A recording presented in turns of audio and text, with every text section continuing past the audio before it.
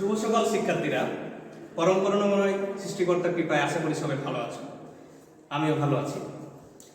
বর্তমান বিশ্বের পরিবেশ পরিস্থিতি সম্পর্কে নিশ্চয়ই তোমরা সবাই অবগত আছো। মহামারী করোনা ভাইরাসের কারণে দীর্ঘদিন ধরে শিক্ষা প্রতিষ্ঠান বন্ধ থাকায় আমরা অনলাইনের মাধ্যমে শিক্ষা কার্যক্রম চালিয়ে যাচ্ছি। আশা করি তোমরা অবশ্যই উপকৃত হবে। তো পড়াতে চলে যাই। আজ আমরা দশম শ্রেণীর রসম ক্লাস নেব, একাদশ অধ্যায় অর্থাৎ খনিজ সম্পদ আর জীবাশ্ম।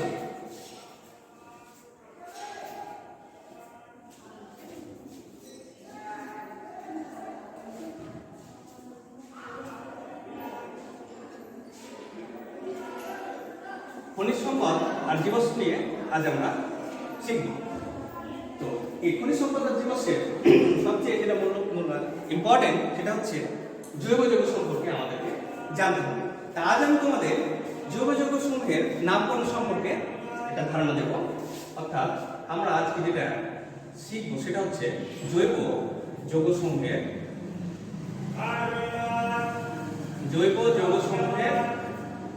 নামকরণ।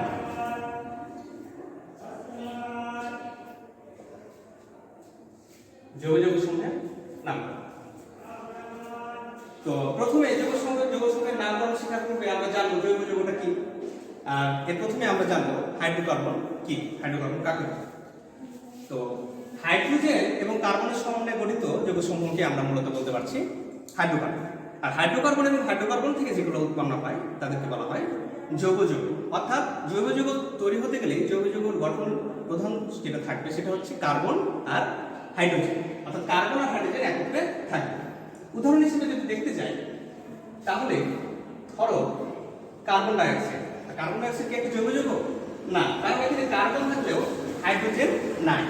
আবার যদি আমরা দেখতে যাই পানিতে H2O, এখানে এটা কি একটা জৈব যৌগ? না, এটাও জৈব যৌগ না, কারণ এখানে হাইড্রোজেন থাকলেও কার্বন নাই। তাহলে যে সকল যৌগতে একই সাথে কার্বন আর হাইড্রোজেন থাকবে তাদেরকে আমরা জৈব যৌগ বলতে পারি। উদাহরণ হিসেবে আমরা একটা দেই, সেটা হচ্ছে মিথেন। যেমন এখানে কার্বন আছে সাথে হাইড্রোজেন আছে, তাহলে এটা একটা জৈব যৌগ বলতে পারি। তো জৈব যৌগের নামকরণে প্রথমে আমরা নামকরণ করতে গেলে মূলত কার্বনের সংখ্যার উপর নির্ভর করে এদের নামকরণগুলো করা হয়। অর্থাৎ আমরা যদি দেখতে চাই প্রথমেই যে কার্বন সংখ্যা যদি 1 হয় বা 2, 3, 4 হয় তাহলে এদেরকে আমরা কি নামে ডাকতে পারি? 3, 4, 5, 6, 7, 8, 9, 10। আমরা 10 পর্যন্ত শিখব। তো কার্বন সংখ্যা যদি একটা থাকে তাহলে আমরা তাদেরকে মিথ নামে ডাকতে পারি। মিথ। কার্বন সংখ্যা 2টা হলে ইথ, কার্বন সংখ্যা 3টা হলে প্রোপ, কার্বন সংখ্যা 4 হলে বিউট, কার্বন সংখ্যা 5 হলে পেন্ট। একইভাবে কার্বন সংখ্যা 6 হলে হেক্স, কার্বন সংখ্যা 7 হলে হেপ, কার্বন সংখ্যা 8 হলে অক, কার্বন সংখ্যা 9 হলে নন এবং কার্বন সংখ্যা 10 হলে ডেট। এভাবে আমরা কার্বন সংখ্যাগুলোর নাম প্রথমে আমরা শিখবো। যে কার্বন সংখ্যা 1 হলে মিথ, 2টা থাকলে ইথ, 3টা থাকলে প্রোপ, 4টা থাকলে বিউট, 5টা থাকলে পেন, 6টা থাকলে হেক্স, 7টা থাকলে হেপ, 8টা থাকলে ওয়াক, 9টা থাকলে নন এবং 10টা থাকলে ডেট। এবারে আমরা তাহলে প্রথমেই আমরা অ্যালকেন, অ্যালকিন আর অ্যালকাইন এদের নামকরণ কিভাবে করতে হয় সেটা জানব। তো এই চারটা আমাদের এখানে থাকলো। তো অ্যালকিন সমূহের নামকরণ করব কিভাবে করব? অ্যালকেন। তো অ্যালকেন সমূহের একটা সাধারণ সংকেত আছে যে CmH2n+2। অর্থাৎ কার্বন সংখ্যা যদি এখানে 1 হয় তাহলে আমরা লিখতে পারি C1H2 × 1 + 2। অর্থাৎ আমরা লিখতে পারি C1H4। অর্থাৎ আমরা বলতে পারি CH4। এখন এটাকে আমরা কি নামে ডাকবো? CH4 এটাকে আমরা কি নামে ডাকবো? তো প্রথমে আমরা আমরা এখানে দেখি অ্যালকেন, অ্যালকেন শব্দটা শেষে কি আসছে? এন। তাহলে অ্যালকেন যেগুলো পাবো তাদের নামের শেষে সবসময় কি হবে? এন।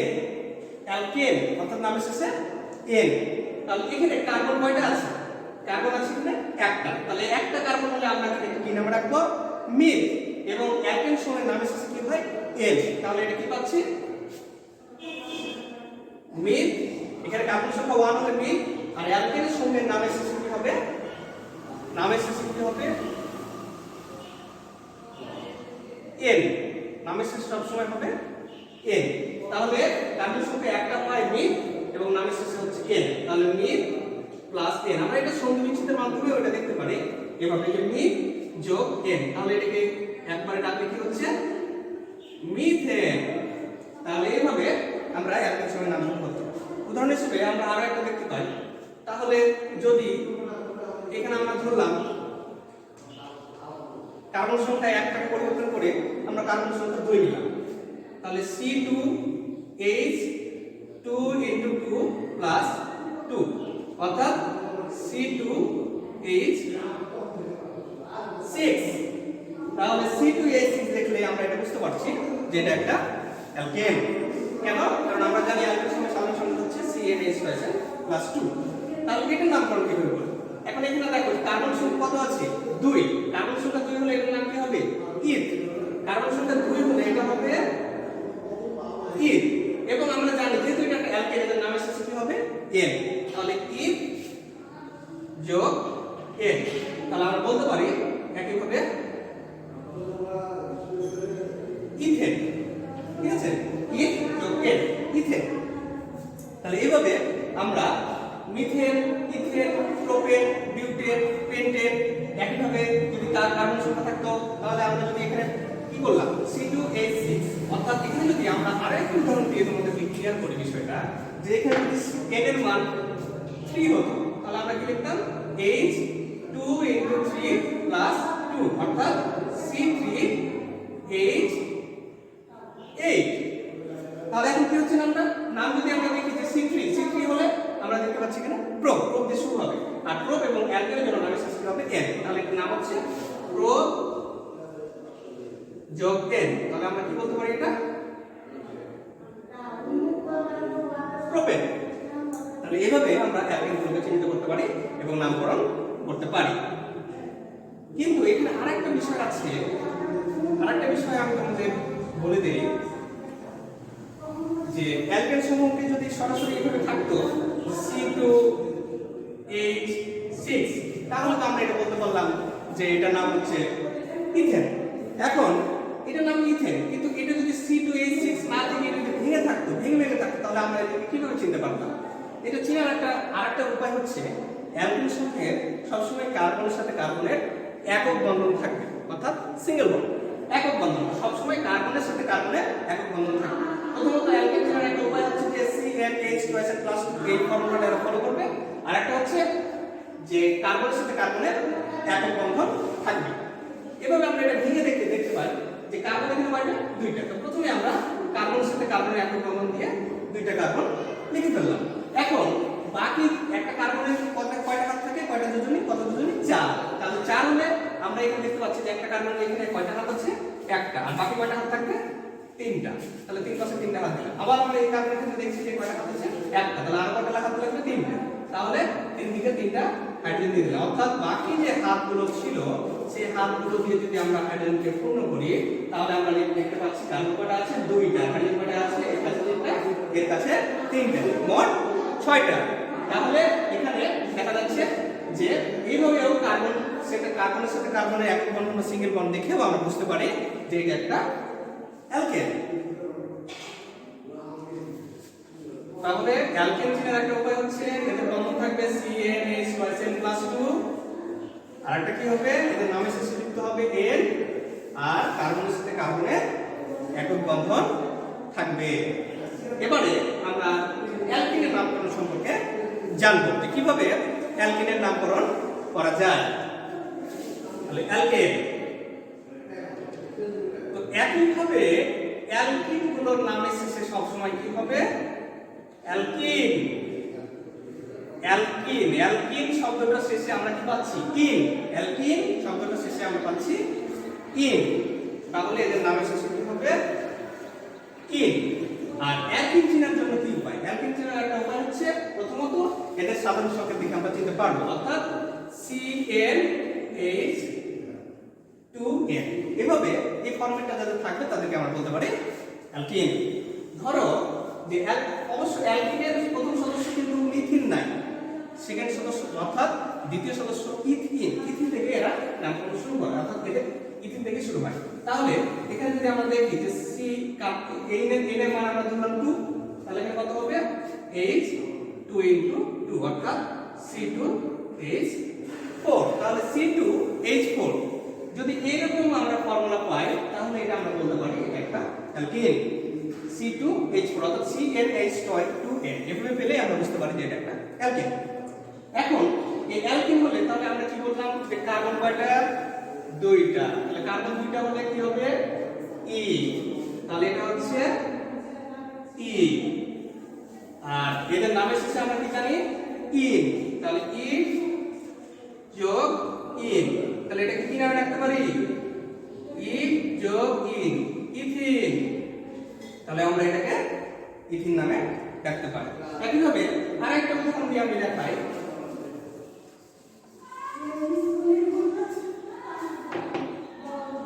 C3H2 * 3 তাহলে কত হচ্ছে?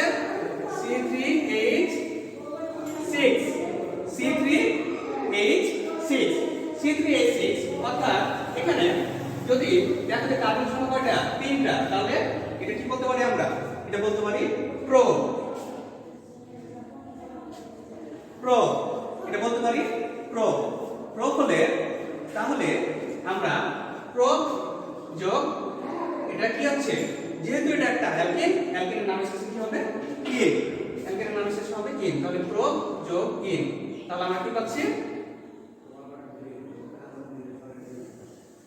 প্রোপিন। ঠিক আছে?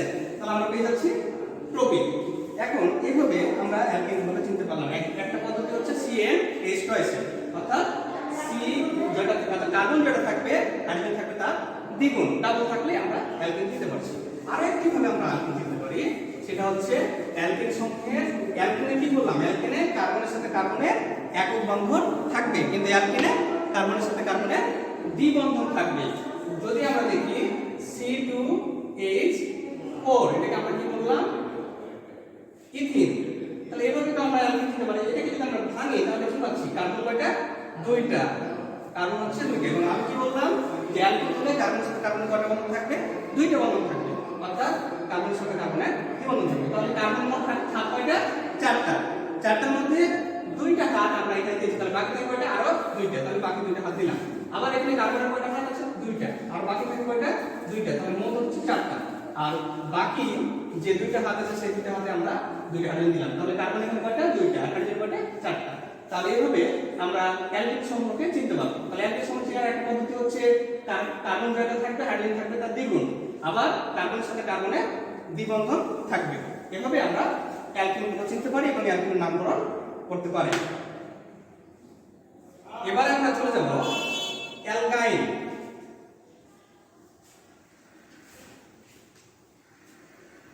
অ্যালকাইন। তাহলে অ্যালকাইন সমূহের কিভাবে আমরা নামকরণ করব এবং অ্যালকাইন সমূহকে আমরা কিভাবে চিনতে পারি? অ্যালকাইন গুলো চেনার জন্য এদের সাধারণ সংকেত হচ্ছে CnH2n-2 অর্থাৎ প্রতি ক্ষেত্রে 2টা করে হাইড্রোজেন কমবে।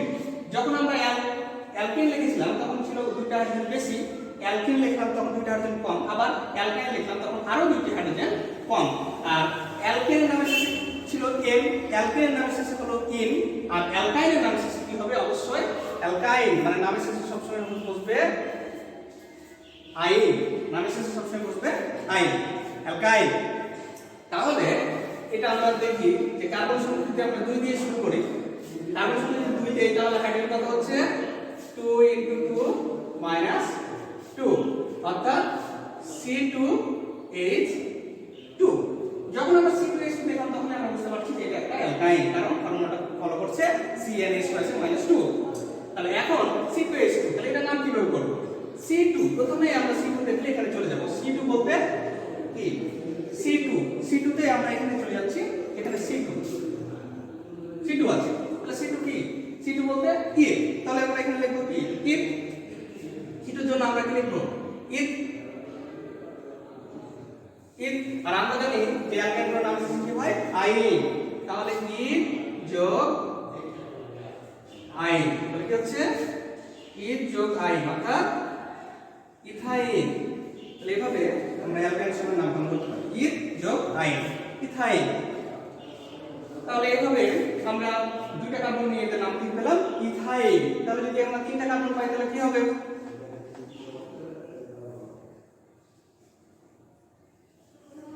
তিনটা কার্বন হলে কি হচ্ছে C3H2 × 3 - 2 অর্থাৎ C3H 3 × 6 থেকে 2 বাদ দিলে 6 C3H6 সরি 3 × 6 - 2 অর্থাৎ 4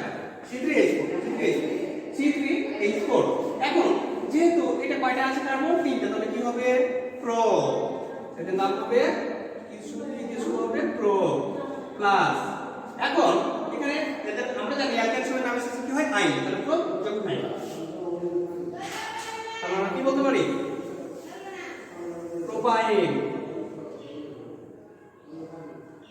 প্রোপাইন এখন আমরা পেয়ে গেলাম প্রোপাইন তাহলে এটা অ্যালকাইন চেনার প্রথম যেটা আমরা পদ্ধতি সেটা বললাম যে CnH2 - 2 অর্থাৎ কার্বন যতগুলো থাকবে হাইড্রোজেন থাকবে তার দ্বিগুণের থেকে 2 কম এভাবে আমরা অ্যালকাইন চিনতে পারি আরেকটি পদ্ধতি আছে আমরা প্রথমেই বললাম অ্যালকেন হলে কি হবে কার্বন কার্বন একক বন্ধন অ্যালকিন হলে কি হবে কার্বন কার্বন দ্বি বন্ধন আর অ্যালকাইন হলে কি হবে কার্বন কার্বন ত্রি বন্ধন বা ট্রিপল বন্ড তাহলে যদি আমরা দেখি একটা কি বললাম ইথাইন হলে C2H2 এটাকে বললাম ইথাইন এটা যদি আমরা ভেঙে দেখি তাহলে কার্বন কয়টা আছে দুইটা তাহলে আমরা দুইটা কার্বন লিখলাম এবং আমরা জানি যে অ্যালকাইন হলে কি হবে কার্বনের সাথে কার্বন পারমাণু থাকবে তিনটা অর্থাৎ ট্রিপল বন্ড 1 2 3 তাহলে একটা কার্বনে যদি একটা কে কার্বন ক্ষেত্রে দেখি একটা কার্বন কয়টা হাত আছে তিনটা হাত আছে আর মোট কয়টা থাকে চারটা তাহলে এখানে আরেকটা দিলাম এখানে একটা হাইড্রোজেন থাকে আবার এখানে এই কার্বনের ক্ষেত্রে কয়টা হাত আছে তিনটা তাহলে আরেকটা হাত লাগবে এই পাশে দিলাম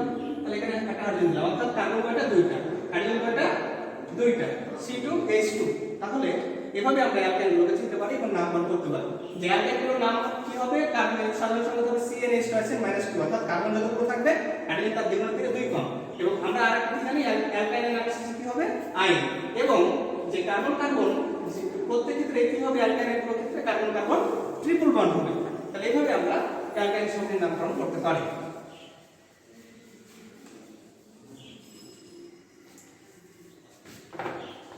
আমরা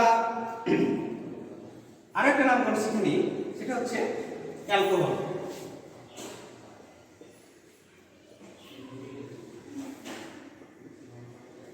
তো অ্যালকোহল সময়ের একটা সাধারণ সংকেত আছে এটা হচ্ছে CnH2n+1 ও H অর্থাৎ অ্যালকোহল সময়ের ক্ষেত্রে সব সময় লাস্টে যে কার্বনের গ্রুপটা থাকবে সেটা হচ্ছে OH লিখলে আমরা অ্যালকোহল সময়কে ভালোভাবে চিনতে পারবো আর সব সময় কি থাকবে OH আর এখানে একটা বিষয় আমরা লক্ষ্য করছি যে CnH2n+1 অর্থাৎ CnH2n+2 হলে সেটা হবে অ্যালকেন কিন্তু এখানে 1 হয়ে গেছে অর্থাৎ অ্যালকেন থেকে একটা হাইড্রোজেন কম আছে যেহেতু অ্যালকেন থেকে একটা হাইড্রোজেন কম আছে সেহেতু এখানে আমরা যদি আমরা ধরি যে n এর মান 1 তাহলে C1H2 × 1 + 1 ও H অর্থাৎ আমরা এখানে লিখতে পারি CH 2 + 1 3 ও H তাহলে এটা লিখলাম এখন এর নামকরণ কিভাবে করব অ্যালকোহলগুলোর নামের শেষে সব সময় আমরা যোগ করব অল অ্যালকোহল অর্থাৎ এর নাম শেষে যোগ করব অল তাহলে এটা কোথা থেকে আসছে এই CH থেকে কোথায় আসলো CH4 থেকে অর্থাৎ মিথেন থেকে আসলো মিথেন থেকে আসার কারণে ধরো যে এটা আমরা ধরে নিলাম যে এটা মিথেন থেকে আসলো মিথেন যোগ আর অ্যালকোহলের নামের শেষে কি হবে অল মিথেন যোগ অল এখন এই একারটাকে যদি আমরা আকার হিসেবে ধরি একারটাকে আকার হিসেবে নিলাম তাহলে মিথান ন যোগ অল মিথানল তাহলে এইভাবে এই নামটা হচ্ছে মিথানল তাহলে এইভাবে আর অ্যালকোহলের নামের সাথে সবসময় কি হবে মিথানল সরি অল হবে অর্থাৎ কার্বন যদি একটা থাকে তাহলে মিথেন যোগ অল মিথানল কার্বন যদি দুইটা থাকে ইথেন যোগ অল ইথানল কার্বন যদি তিনটা থাকে প্রোপেন যৌগ প্রোপানল, এভাবে আমরা নামকরণ করতে পারি। তাহলে আজকে আমরা শিখলাম অ্যালকেন, অ্যালকিন, অ্যালকাইল এবং অ্যালকোহল সমূহের নামকরণ। তাহলে আজকে এ পর্যন্তই। সবাই সুস্থ থাকবে, ভালো থাকবে। পরবর্তী ক্লাসে আমরা বাকি জিনিসগুলো শেখাবো। ধন্যবাদ সবাইকে।